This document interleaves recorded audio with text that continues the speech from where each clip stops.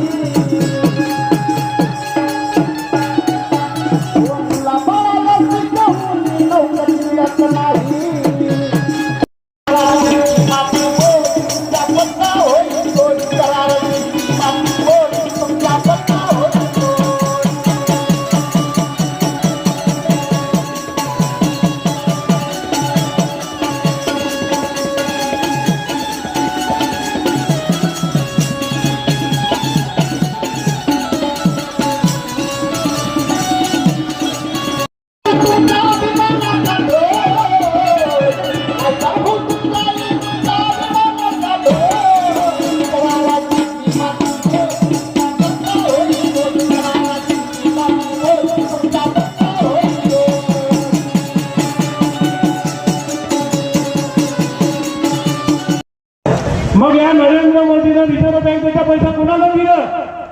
का पैसा या बँकांना मिळत नाही? कोऑपरेटिव्हला मिळत नाही, स्टेट बँकेला पैसा मिळत नाही, बाकीच्या बँकांना पैसा मिळत नाही. पैसा गेला कुठे? अरे नरेंद्र मोदी मेलेत का तुम्ही? सांगा ना लोकांना. रिझर्व्ह बँकेचा 5,000 कोटी गंगाजळीचा पैसा या गौतम अदानी तत्काळ माफ करण्यात दिला आणि या लोकांना तुम्ही आता वनवन भरता. सांगा तुम्ही कुणाला पैसा दिला? कुठं गेला तुमचा पैसा? अरे तुमचा पैसा गेला पश्चिम बंगालच्या इलेक्शन मध्ये लोकांना वाटण्यात. आज आमचा पैसा, शेतकऱ्यांचा पैसा, लोकांचा पैसा गेला आणि तुम्ही मजेत लोक तडपडतात. कर्ज घेऊन त्यांना पैसा देत नाही.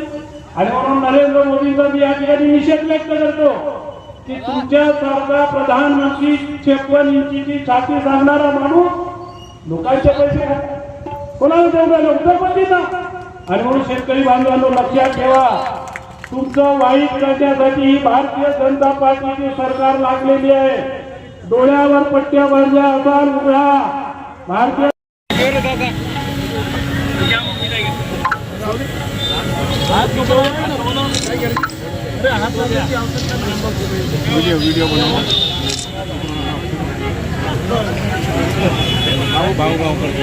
Incoming call from fighter jet identified by Truecaller. जास्त शेतकऱ्याच्या मागण्या कृषीवाले साहेब समोर या ना.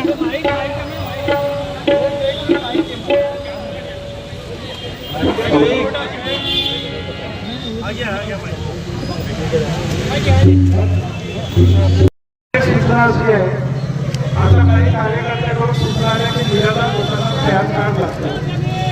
आता मला बघा पॅन कार्ड मला हा निराधार होत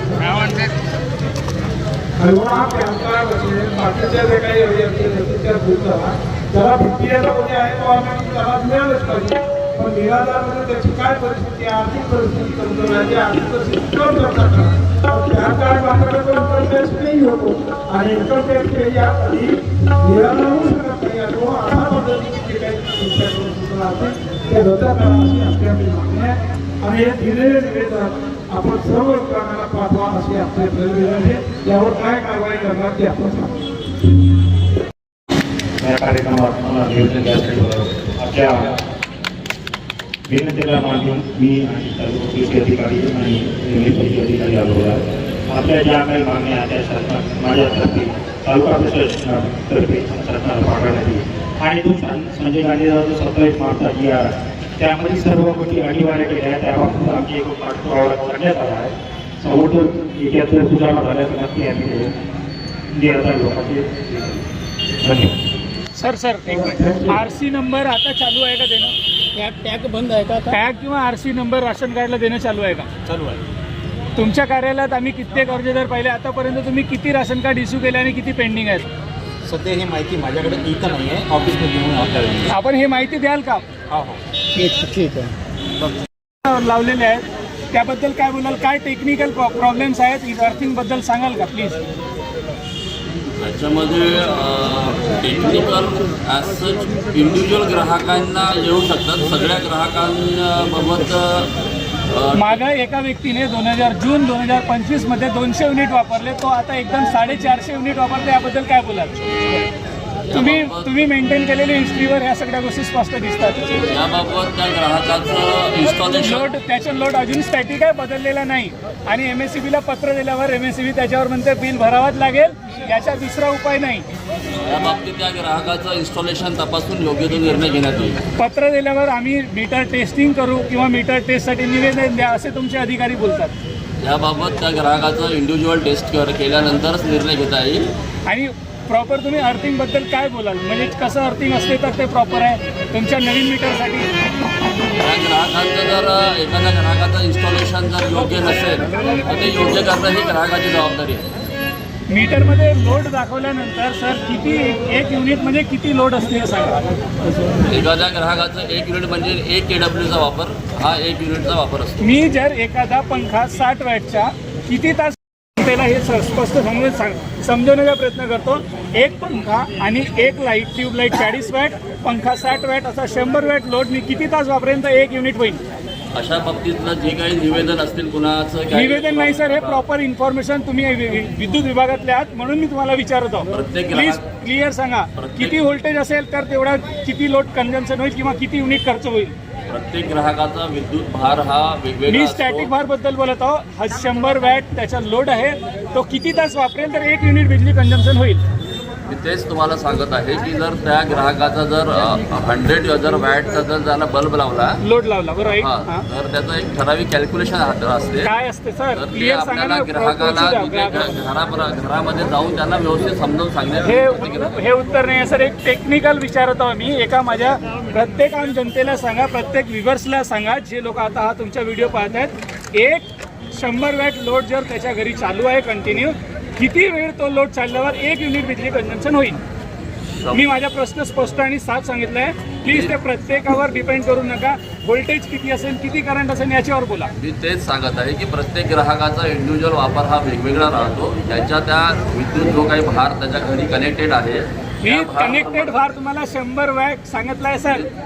मी तेच सांगत आहे की त्याच्या त्या वापरानुसार त्याचं बिल येण्याची शक्यता बिल येणार आहे. तर त्या ग्राहकाचा या इंडिव्हिज्युअल ठिकाणी मला तुमच्या दिलेलं उत्तर समाधानकारक वाटत नाही. आपण टेक्निकल पर्सन आहात आणि असे बोलणे आपलं योग्य नाही. त्या ग्राहकाचा इंडिव्हिज्युअल वीज वापर जेवढा असेल त्याप्रमाणे प्रत्येकाचा वीज वापर पाहूनच तो निर्णय घेता येईल. सर मी बोललो वीज वापर 100 वॅट आहे. एक लाईट आणि एक पंखा तो जर किती तास वापरते कंटिन्यू 1 युनिट बिजली जरण. मी तेच सांगत आहे की प्रत्येक ग्राहकाचा वीज वापर हा कनेक्टेड आपण या ठिकाणी सगळे उपस्थित आहात. साहेबांच्या म्हणणं बरोबर आहे का? सर, समाधानकारक आहे का? टेक्निकल मी तेच सांगत आहे की प्रत्येकाचा वीज वापर हा वेगवेगळा राहतो. मी वीज वापर स्पष्ट सांगितलं आहे सर. लोड 100 वॅट आहे, किती तास वापरेन तर 1 युनिट खर्च होईल. 100 युनिट जर तो 100 वॅटचा जर तो बल्ब लावत असेल तर त्याचं कॅल्क्युलेशन तुम्हाला सांगतो. 2 मिनिटं थांबा. आज अधिकाऱ्यांवर अशी परिस्थिती आहे, विदाऊट कॅल्क्युलेटर हे कॅल्क्युलेशन लोड सांगू शकत नाही आणि अशा परिस्थितीत आम्हाला जास्त वीज बिल भरावं लागते. सर हे निंदनीय अवस्था नाही का? मी तेच परत तुम्हाला सांगत आहे. माझा प्रश्न स्पष्ट आहे. 100 वॅट लोड किती तास चालेल तर तुम्ही 1 युनिट बिजली काउंट करा. या प्रश्नाचं समाधानकारक उत्तर आतापर्यंत पोहोचलं का तुमच्यापर्यंत? परिस्थिती प्रशासनाची खराब आहे, याबद्दल काय बोलायचं? परिस्थिती प्रशासनाची खराब तुम्ही नवीन लावलेली मीटर योग्य आहेत का? किती कंप्लेंट आल्या आतापर्यंत त्या मीटरवर तुमच्यापर्यंत? कंप्लेंट हा काही जास्त आलेला नाही आहे. त्या किती आल्या सर? किती आल्या? एक- दोन हातावर मोजण्यासारख्या झालेल्या आहेत. मग त्यांच्यावर आपण काय आतापर्यंत प्रतिक्रिया केली? पण त्या ग्राहकांनी मी असं समजतो या ठिकाणी साहेबांकडून दिलेली माहिती अपुरी आहे. साहेब पुन्हा अभ्यास करा, आम्ही पुन्हा तुम्हाला प्रश्न विचारायला येऊ. ठीक है, तुम्ही पूर्ण you, sir. कार्यालयात येऊ और शकता. एक मुद्दा है कि जिसके घर में स्मार्ट मीटर लगा है तो 100 के नीचे अगर यूनिट चला तो तुम्हारा 3 रुपये रहता है, और 100 के ऊपर गया एक भी बढ़ गया तो तुम 10 रुपये यूनिट बढ़ा रहे हो. ऐसा कैसा क्या है इसमें रीजन क्या है? याच्यामध्ये जे काही महावितरणची जे काही दर सूची आहे त्या दर सूचीप्रमाणे सगळ्यांना बिलिंग होत असते. और दूसरी बात ये कि तुमने जो स्मार्ट मीटर लगाते हो परिपत्र है कि तुमको जबरदस्ती किसी क्या स्मार्ट मीटर लगा रहे हो? तो आणि आपण एनओसी घेतली का प्रत्येकाकडनं की तुमच्या घरी नवीन मीटर लावू म्हणून? ऊपर से जब मुख्यमंत्री बोल रहे हैं कि कोई जबरदस्ती नहीं है स्मार्ट मीटर लगाने की, और तुम इलेक्ट्रिक डिपार्टमेंट के अधिकारी जबरदस्ती किसी के घर में वो स्मार्ट मीटर लगा के और उसकी 100 यूनिट हुई या 50 यूनिट हुई और बिल नहीं भरा तो फिर ऑटोमेटिक मीटर बंद हो जाता है. ऐसी वजह क्यों? क्योंकि आज मेरे को ये बताइए, आम जनता गरीब जनता कहाँ से कोई किसी को फोन पे चलाती नहीं आता, ऑनलाइन वाले कोई नहीं है सर. आप एक कर्मचारी हो, आपका तो पेमेंट है, पर आम जनता का है क्या कोई पेमेंट? बताइए वो अंदाली में रहेंगे हो या नाही सर नो तो इसके लिए क्या कहना है आपका, बताइए. ज्यांचे विद्युतचे काही प्रॉब्लेम असतील म्हणजे बिलाबाबतीत जे काही अडचणी असतील त्या आपण त्या ग्राहकांना भेटून सॉल्व्ह करण्यात येईल. आणि जर बिल भरलं नसेल तर हे बिल भरणं प्रत्येकाची जबाबदारी आहे. पण तो स्मार्ट मीटर जबरदस्तीचा नाही ना, जबरदस्तीचा तुम्ही दंड आहे का किती लावण्याचा? NOC घेतल्या, किती लोकांकडे एनओसी घेतला की तुमच्या घरी नवीन मीटर लावलं जातं म्हणून? पेपरवर आपल्याकडे हे डॉक्युमेंट आहेत का? डॉक्युमेंट्स आहेत का वरतून? ग्राहकांनी संमती दिल्यानंतर नाही, संमती दिल्याच्या प्रमाणपत्र असतं सर, त्याला एनओसी सर्टिफिकेट आपण घेतलाय का ग्राहकांकडे? असे कोणाकडे काही जबरदस्ती आम्ही केलेली नाही. मीटरसाठी मान्य करत ग्रामपंचायत नाही. आपण NOC आहे तुम्हाला. किती एनओसी घेतल्या आतापर्यंत? ग्राहकांसोबत कोणासोबत जबरदस्ती केलेली नाही. लावले आहे ना सर, आपण आहेत घेतलेलं किती लाभार्थी आहेत लाभार्थी आमच्या समोर. तेव्हा कोणताही पेपर आम्ही तुम्हाला मागणी केल्यावर पत्राशिवाय तुम्ही काम करत नाही. तुम्ही पत्र घेऊन मीटर